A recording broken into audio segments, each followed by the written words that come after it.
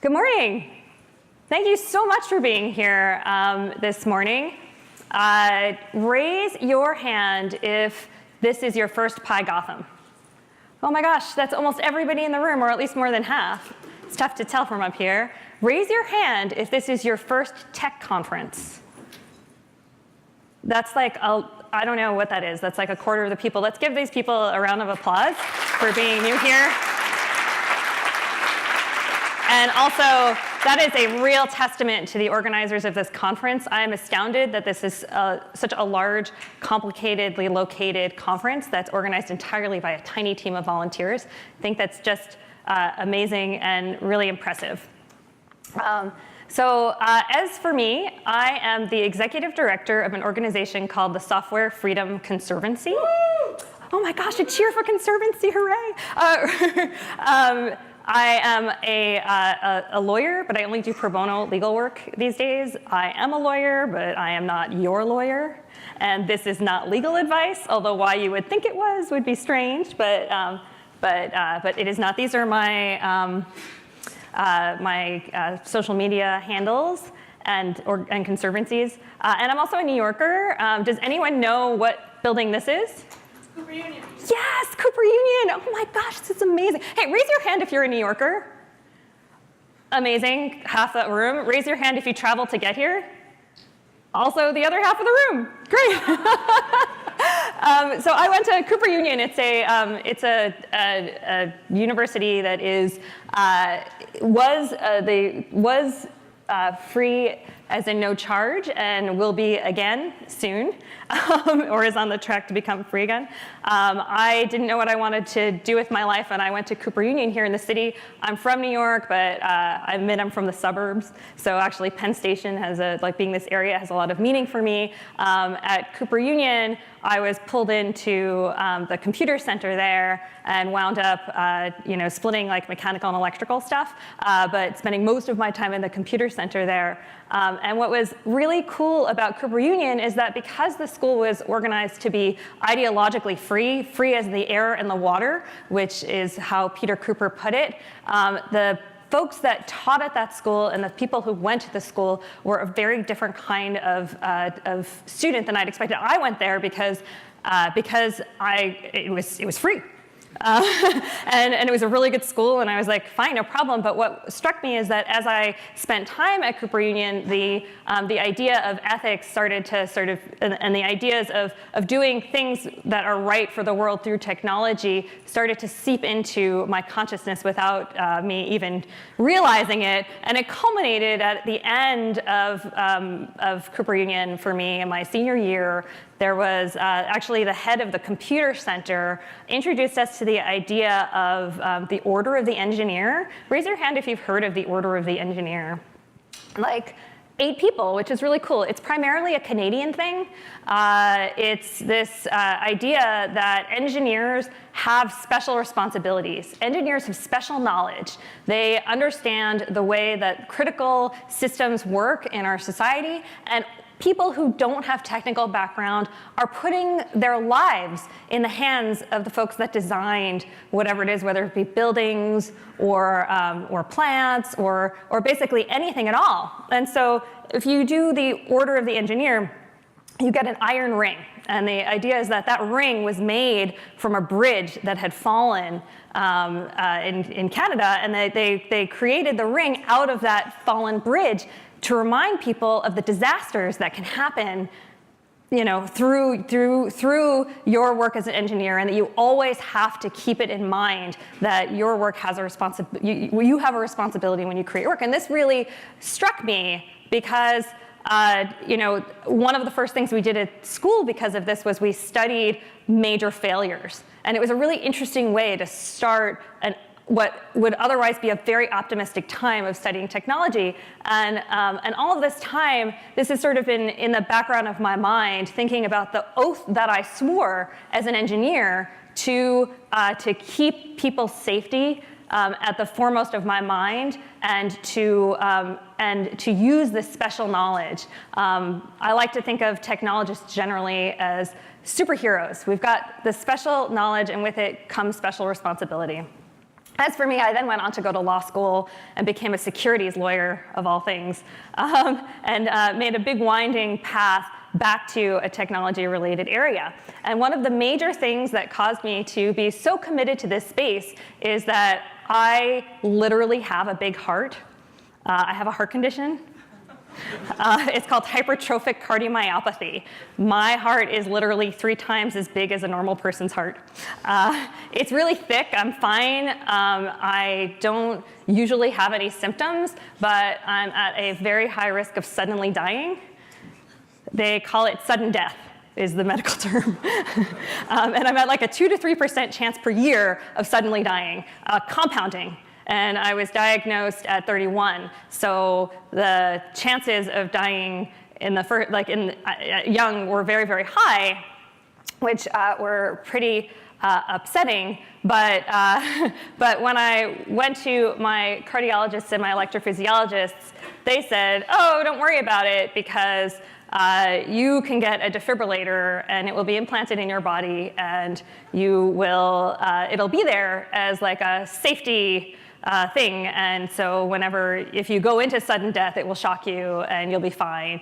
And so when I went to the electrophysiologist office, it was a kind of cardiologist, I went with my mother, as one does, and we're sitting there in the cardiologist's office, and I'm basically in the consultation to get my defibrillator, and the doctor has these devices in his desk drawer.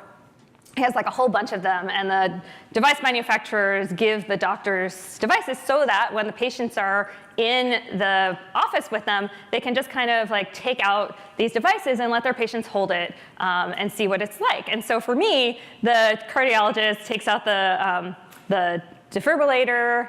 I think it was one very much like this one. I think it may have been this one. And he like slides it across his desk, and has me pick it up and hold it, and he's looking at me like, "Doesn't that look great?" And I think they're basically like, "It's not that big, it's pretty light, it's not that scary once you see it." And so he looks at me kind of expectantly, and I respond, "What does it run?" And the doctor said, "Run?" And I said, "Oh yeah, these devices have software on them. Can you tell me anything about the software on these devices?" And the electrophysiologist said, "Software?" And I explained that these devices are able to run because they have software on them, and those algorithms determine when people need to be shocked, when they don't need to be shocked, when they need to be paced. Can you tell me anything about what you know about the software? And the doctor said, "No.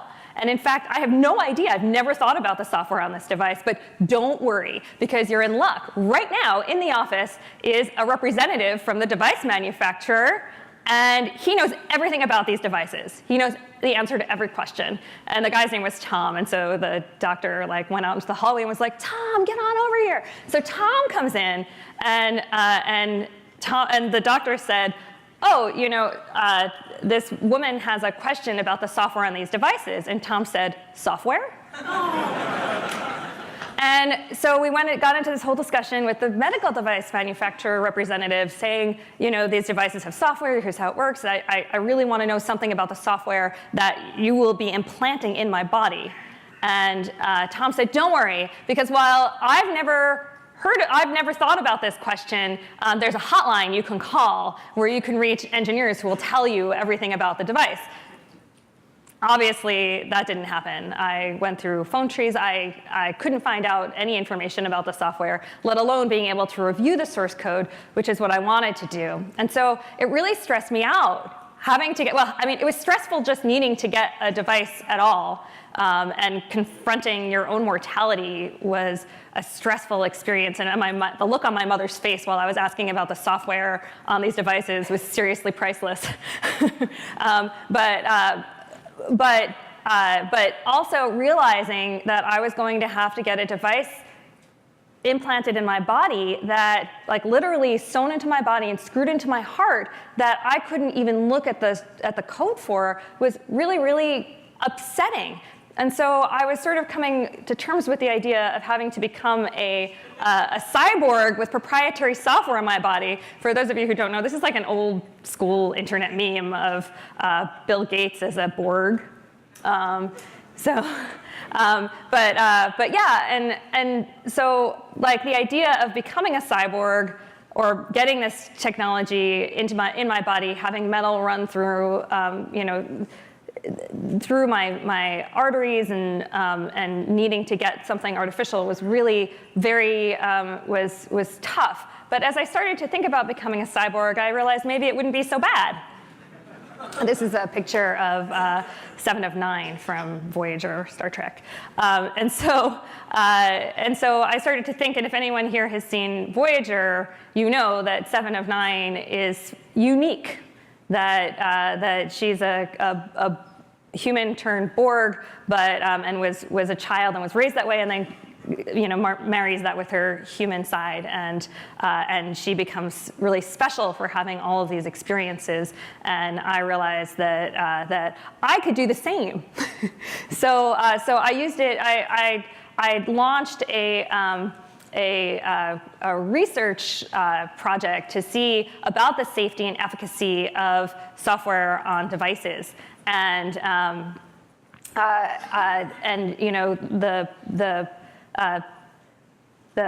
got my slides got messed up, but anyway, what I found is not surprising to anyone here, which is that software has bugs. I mean, who knew? The Software Engineering Institute estimates that for every 100 lines of code, 1 bug is introduced, which is not very much considering how many lines of code it takes to do anything.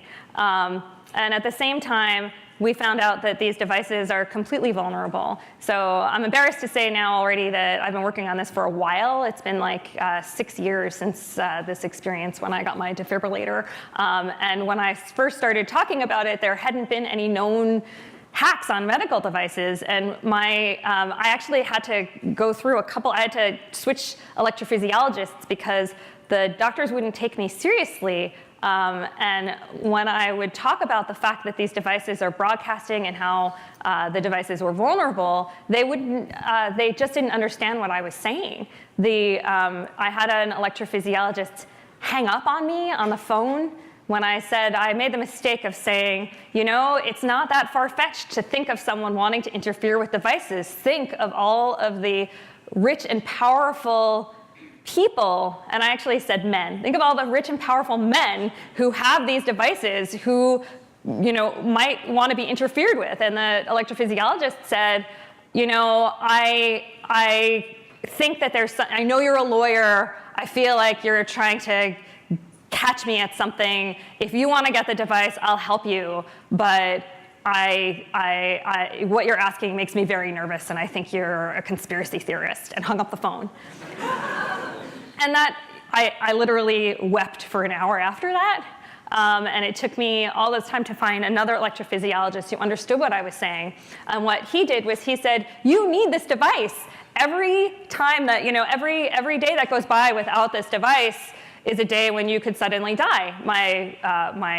My mother was totally freaked out. I had multiple friends who would try to call me and be like, are you still alive? Okay, good, keep it up.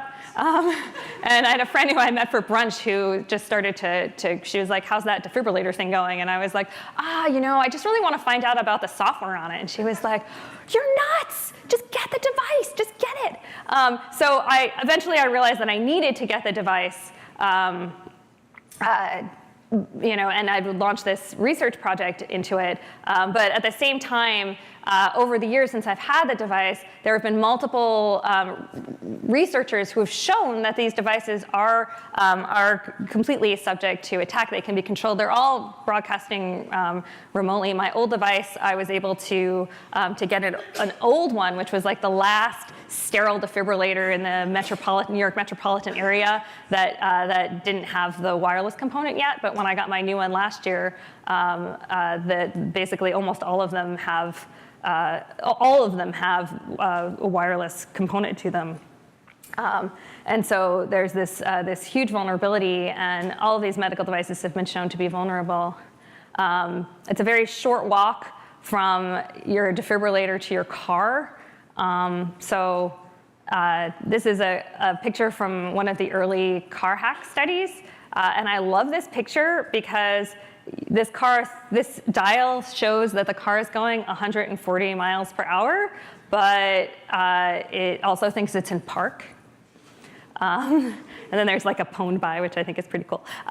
So a premium class car has like 100 million lines of code in it. So if we think back to the Software Engineering Institute estimate of 1 bug introduced per 100 lines of codes, that's about 1 million defects. Even if the vast majority of them are caught, that's still a lot of bugs. And so when I started researching that in free and open source software and software safety, I found that overwhelmingly free software gives you transparency where you can see what's going on in the code. It gives you the ability to make the changes if something goes wrong and to share those changes if you've made them so that it can help other people. And then you're not stuck with any one particular company. So if there is a problem and you change it, you can switch vendors. You're not stuck waiting for a company to admit there's a problem and then make a fix. Right now, we've got the worst of both worlds. Right now, we have most of our critical technology is ultimately proprietary software that can't be reviewed, can't be changed, except through the company that owns it. And at the same time, they've got wireless components. So it's like the worst of both worlds. These defibrillators and medical devices on the market are broadcasting without any encryption on them. Like there's more basic encryption on so many less critical devices, and there are many reasons for that. But right now, we're just doing all the wrong things. And what I found from thinking about my own personal experience, and once you're at medical devices and you're at cars, it's a very short walk to stock markets and voting machines, and then all the other software that we rely on. I realized that software freedom, it's a foundational issue if we're going to implement any kind of ethical technology. And that's for a whole host of variety of reasons. Autonomy is one of the major reasons why software freedom is absolutely critical. This picture is of an art installation by Dima Yarovinsky, and these pieces of paper are agreements from major internet services. The longest one is Instagram. And they're all the things that you have to agree to before you use any of those companies' services. There was a professor that did a study that said that in order to agree to all of the provisions that an average person agrees to, you would have to do nothing but review the terms of agreement for 3 months. I'm a lawyer. I find it very, very difficult to review all of the terms of service. I recently did a payment platform's service review. It took me days of reading, each agreement references other agreements, and it's like a totally like a nesting form of agreements. So it just takes forever to read all of it. And even if you read all of it, it's hard to even understand for someone who is in the know what everything means. There are all of these defined terms, and then you always agree that the terms can change at any moment. So it's a good example of how far we are from the technology that we rely on, and the idea that we can possibly consent to all of those terms and understand them and agree to them is unconscionable. It's just not possible. I don't want to trash talk corporate involvement in technology. We need corporate involvement. Raise your hand if you work at a job where you develop something related to free and open source software. So it's like a third of everybody here.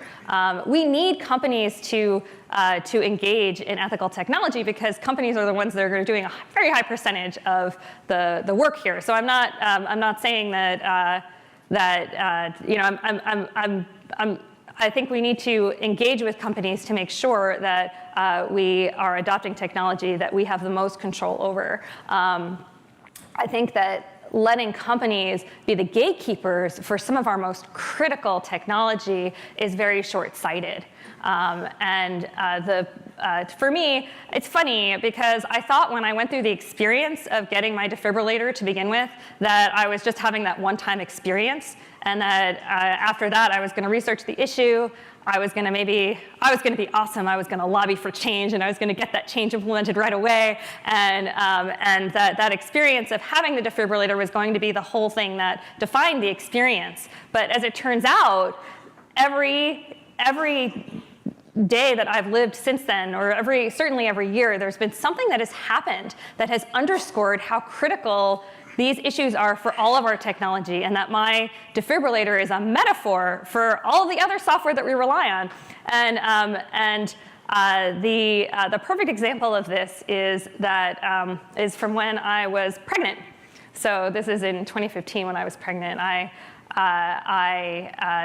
had my defibrillator already, and my heart was doing what an ordinary pregnant woman's heart does. So about 25% of all women have palpitations. And I see a couple of women nodding. So like a quarter of all women who are pregnant have palpitations. But when I was pregnant, my defibrillator thought my palpitations were a dangerous heart rhythm, and so they shocked me. The defibrillator shocked me to try to save me from a dangerous heart rhythm, which wasn't happening. I was just having palpitations. And the only thing that my doctors could do to stop this or to deal with this was to give me drugs to slow my heart rate down. Not because my heart rate needed to be slowed down, but to prevent my defibrillator from unnecessarily treating me.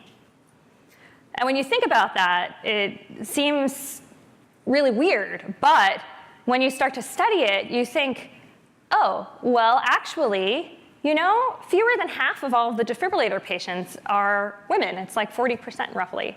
And then you look a little harder and you see, what? Only 15% of the people under the age of 65 get defibrillators. Or 15% of the defibrillators go to people under the age of 65. So the set of people who are pregnant with defibrillators at any given time is tiny. Being pregnant is a temporary condition. It was unfortunate that I had to take those drugs. They were relatively, they were safe. I had a hard time,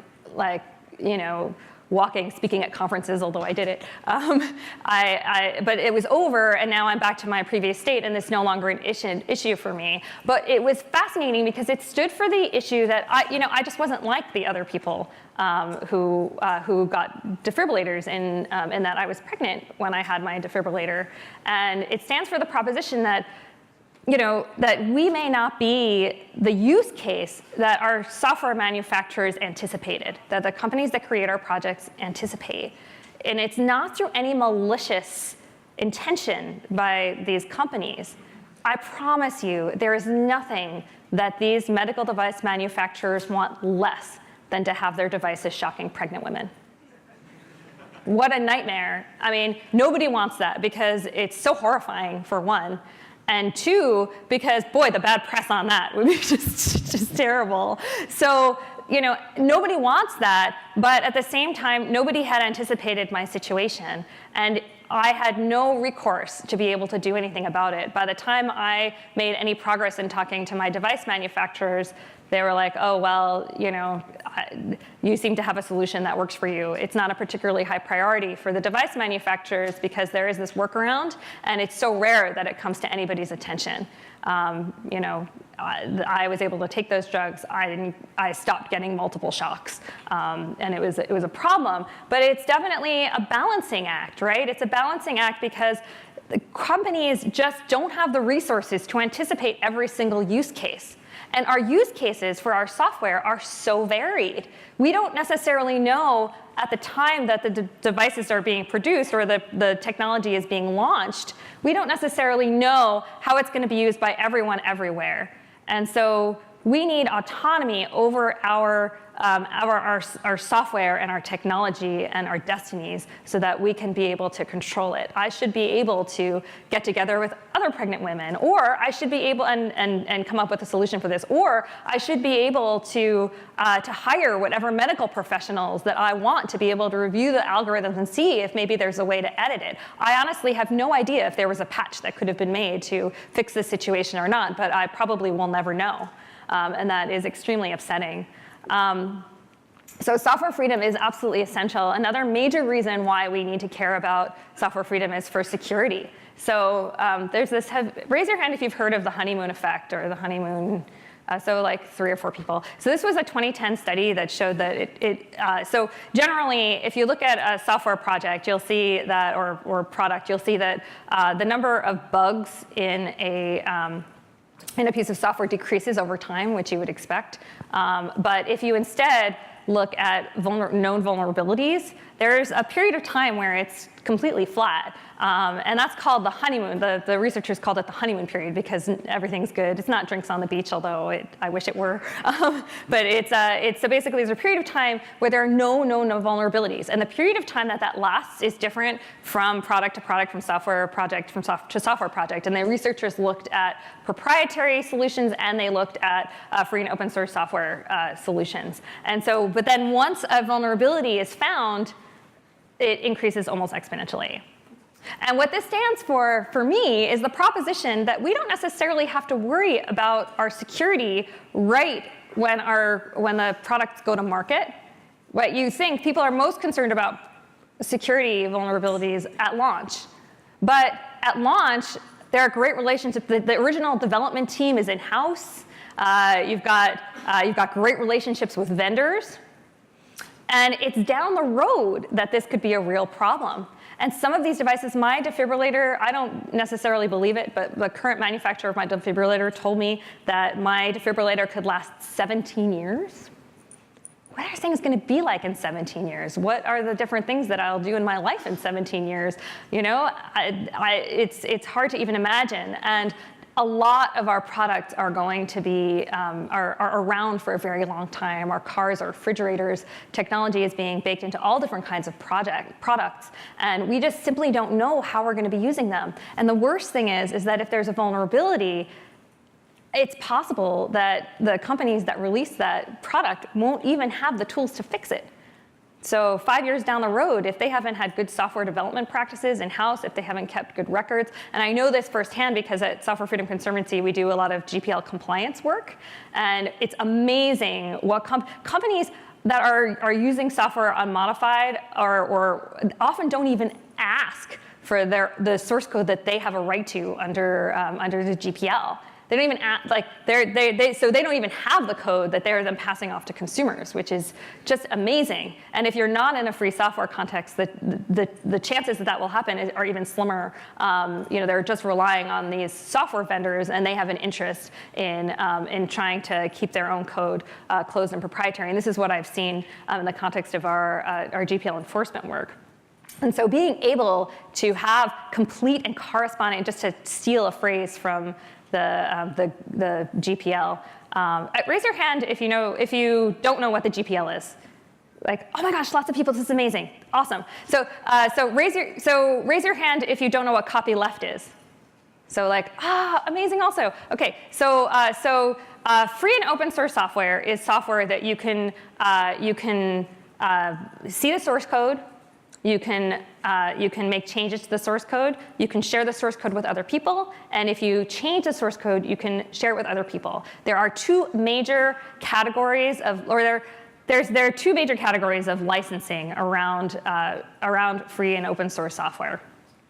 Some people say free software, some people say open source software. People disagree about what those two terms necessarily stand for, but the important thing is that you have those freedoms. That's the main thing. You have those rights with respect to that software. And so copyleft, so there are two different types of licensing. One part is, so there's copyleft and non-copyleft. Some people call that permissive licensing.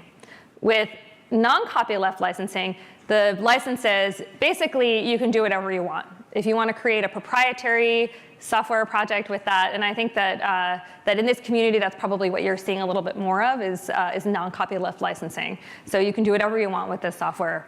There's an attribution requirement.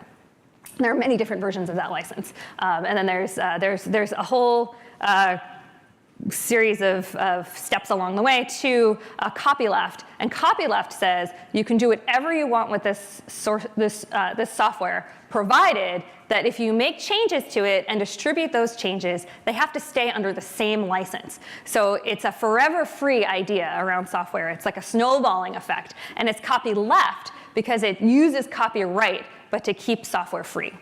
It's a very powerful tool. All of free and open source software is predicated on these legal concepts, which are a little bit complicated, but most of the licenses are written in ways that ordinary people can understand.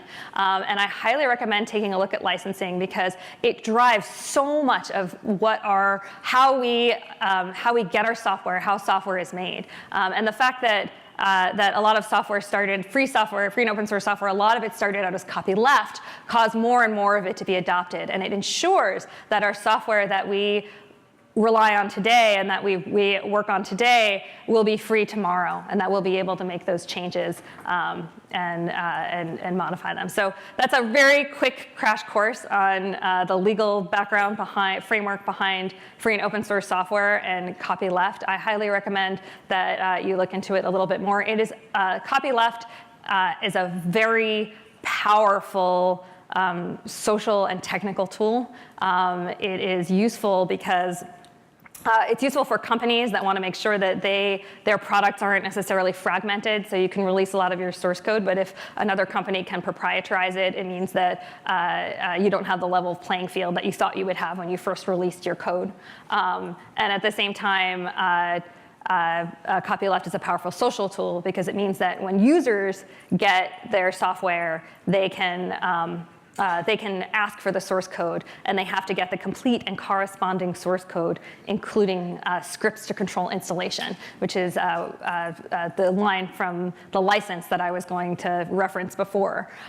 So that line of being able to having the ability to install the software on your device, that's what we need when we have our security vulnerabilities. We're not going to be able to do anything about it if we can't actually change the software. And 5, 10, 15 years down the road, we won't have access to it unless we make sure that we do now. And the flip side of security is, of course, privacy. What amazes me is that when I go into the doctor's office to get my defibrillator, they call it interrogated, which is when they check it using a machine and they see if you've had any incidences, and it's like there's this whole vocabulary for it. So interrogated by the programmer.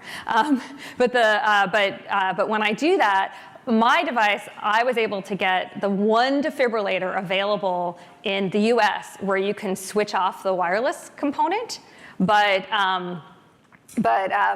every other device, it's wirelessly broadcasting by default, and there's nothing you can do to switch it off. And when I go and get my device interrogated at the doctor's office, sometimes I like to do a test with patients that are coming in and out before me or after me to see how far they can get out of the building before the machine stops seeing their defibrillator. And they can get, last time I tried it, they were able to get completely out of the hospital, and the machine was still able to read that device. So you can really see those things from far away. And most of the patients who are getting these defibrillators with the wireless functionality don't realize the extent to which that wireless broadcasting is impacting them, or that these devices could possibly be vulnerable. And we are living in this Internet of Things where we're putting software that broadcasts wirelessly in everything. This is a toothbrush camera? What? That connects to your phone? Every time that I give a talk related to this, I find a different Internet of Things device that is like a gratuitously connected thing that we don't necessarily need. And everything is talking to everything else, which means we're only as safe as our weakest link. Because, for example, that car hack that I showed at the beginning of the presentation, where you could see that the car thought it was in park, but it thought it was going 140 miles per hour, they don't go right for the ignition system or the brake system in those security studies. They're able to get access through the wheel maintenance system, where the cars are broadcasting to the dealers to say your air pressure is low, or through the entertainment systems. It's the less security critical systems through which vulnerabilities can be exploited. And while everything is talking to everything else, it's only the weakest link that is safe, which means that potentially all of our software can be security critical. And so while we have these things like our phones and our toothbrushes, they have all kinds of personal information on them. And they're broadcasting willy-nilly for, so that the manufacturer can send you a new toothbrush head when it's getting old. It doesn't really make a lot of sense. And I would say, stop connecting all the things, because they're so vulnerable. We're introducing all of these vulnerabilities, and we're not doing so thoughtfully, we're not doing so ethically, and we're opening ourselves up to sharing our deepest, most personal information that we don't even realize we're gathering. There was a famous study that around Uber, where people could make a lot of inferences about where people were going and what they were doing based on basic Uber data. We are collecting a tremendous amount of data that we're not even thinking about what those implications can be, and it's only amplifying the situation by connecting all of the things. It's a huge mistake, and I'm terrified that the only way we're going to see any progress on this is by seeing mass failures. We're already starting to see failures in companies that really should be doing better, and it's because everything is vulnerable, right? Like Equifax. If Equifax can't keep track of our financial data, our most personal data, we're really in trouble. The Facebook hack, where people are contributing so much of their personal information, and that's vulnerable too. We were using Facebook to log into other sites, so now there's a cascading effect of vulnerabilities when we connect all the things. Software freedom is one important issue. It's a foundational issue. It gives us the tools to be able to address these major problems, but it doesn't operate alone. And so another major reason why we need software freedom is for customization. I as a pregnant defibrillator patient was unusual, right? But there were other people like me. How many other communities there are that would be better served if we would be able to take control of our software? We shouldn't necessarily have to rely on any particular manufacturer in order to be able to get our most critical information done. We may not all be speaking English. We may not all be. There was a hilarious and sad animated picture on Twitter where it was a soap dispenser, and if a person put their hand under, if the person's hand was white, then the soap would come out, and if it was a darker hand, then the soap wouldn't come out. And I promise you that the people who made that device probably weren't planning to only dispense soap to certain hands, but if we have access to our software and access to change it, we can customize it and we can prevent those things from happening, and we can democratize our technology. So software is our responsibility. Getting back to my experience here in New York at the Cooper Union, we as developers, we as technologists, we have special knowledge about our software. We are not just creating software in a vacuum. The software that we create, regardless of what it's for, can have grave social implications, and we need to really think about it. So for me, it means that I've decided to work at the Software Freedom Conservancy. It's a charity nonprofit that is a fiscal sponsor. We're the home of almost 50 free software projects. You're probably using some of them. Etherpad, Samba, Wine, Inkscape, Homebrew, Git, maybe? Just me. We also try to do everything else that is ethically and ideologically important to free and open source software and the software we rely on. I should mention we do Outreachy, which is an internship program to support underrepresented people in free and open source software. So if you know of someone who might be a good fit for the program, we expressly invite women and non-binary people, and also ethnic minorities, particularly who have faced discrimination, to apply. And we do paid remote internships, and the application period is open now.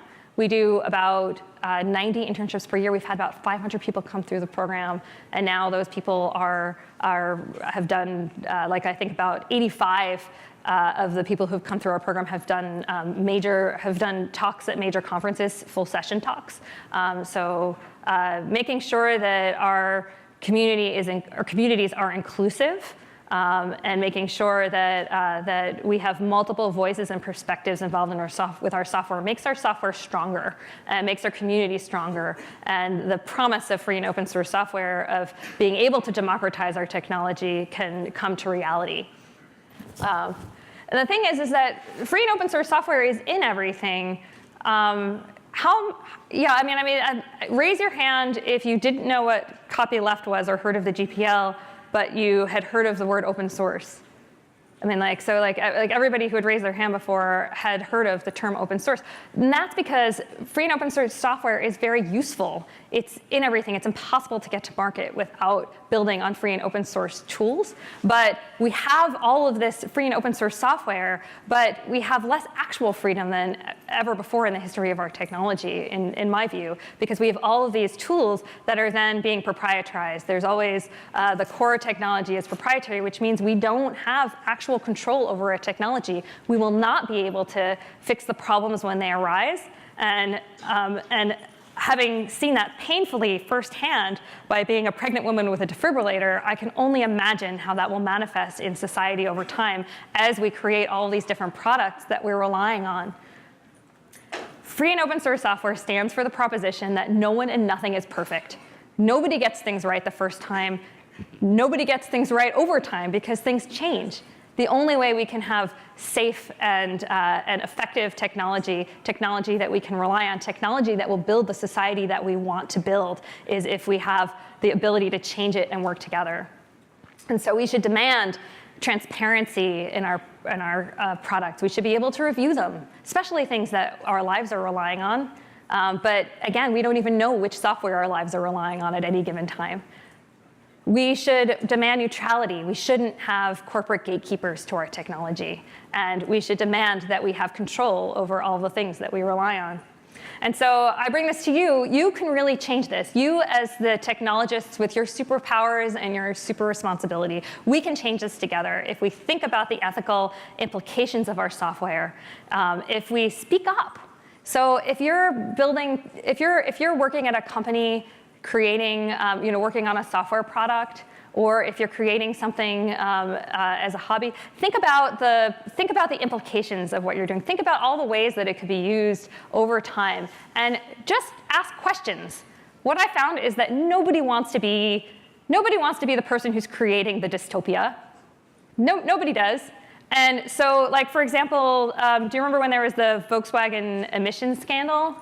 Like, those developers had to know. There were managers that knew what was going on, but there was a culture of fear, or, if we just ask questions. Did you ever think that maybe this would be better if we used copylefted software, or if our software were published, or our business model really doesn't rely on keeping our source code proprietary, but we could have this huge advantage if we publish it. Have you ever thought about the ethical implications of the software that we're working on? Just asking the questions in a very laid-back kind of way goes a long way, because people are more concerned about being a decent person in the long run than they're concerned about their quarterly results, but their quarterly results are what they have the immediate pressure for. And so getting them to take a step back is really helpful. Think about choosing copyleft. Think about these legal implications of the software, and think about how much benefit we get as a society when we can continue to control our software. Think about negotiating your employment. If you're hired to do something related to free and open source software, think about getting that in writing. Like, if you're being hired, if you think your job is cool because you get to work on open source, have them put that in your agreement that you'll be working on open source. If you're working on a copylefted project, consider getting them to your company to let you keep your copyrights, because then you'll be able to make sure that they follow the rules. And organize around our technology, because we're creating all of this infrastructure that we're going to rely on for decades to come, and we have a chance now to do it right. So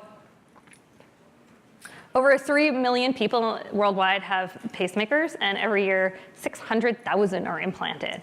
And the ways in which we're incorporating technology into our bodies is changing daily. I somewhat flippantly refer to myself as a cyborg, and I like that because I like to own the technology that's part of my body. But realistically, if we're all lucky, we will all become cyborgs. And so we have to think about the technology that we are going to have incorporated in our bodies, and if not our bodies, then simply what our lives are relying to externally.